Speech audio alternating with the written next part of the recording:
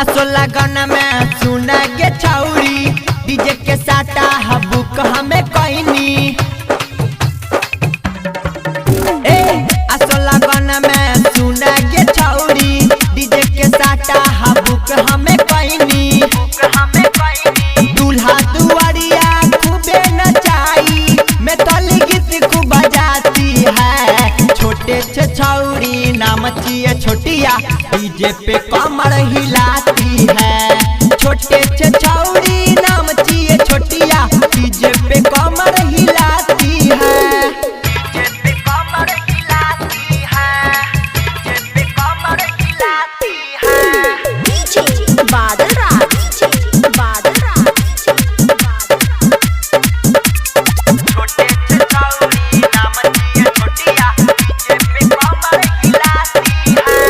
नाचैसन करी है कि सीटी बजाबे बुढ़वा जवान का के पानी चुबाबे। छोटिया के बॉडी बहुते लचकदार बा देखी के सबके हु करे लागल प्यार बा।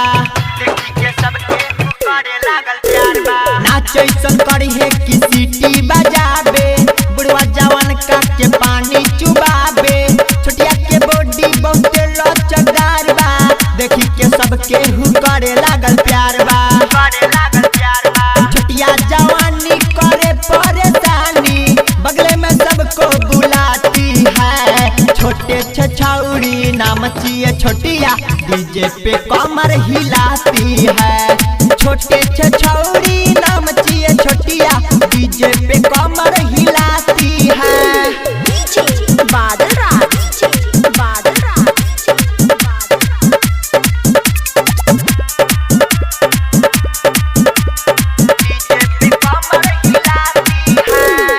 भरत छतुआरा सुना है गे छौरी नच कयौरी देखा दी है ढोरी। पूरा मिथिला में लगा दे ही परचा गामे गामे तोहर हो जाए तो चर्चा। गामे गामे तोहर हो जाए तो चर्चा। भरत छतुआरा सुना है गे छौरी नच कयौरी देखा दे ही ढोरी। पूरा मिथिला में लगा दे ही परचा गामे गामे तोहर हो जाए तो चर्चा। राइटर मिथलेश्वर यादव विभा से नहीं शरमाती है। छोटे से छौरी नाम चिए छोटिया डीजे पे कमर हिलाती है।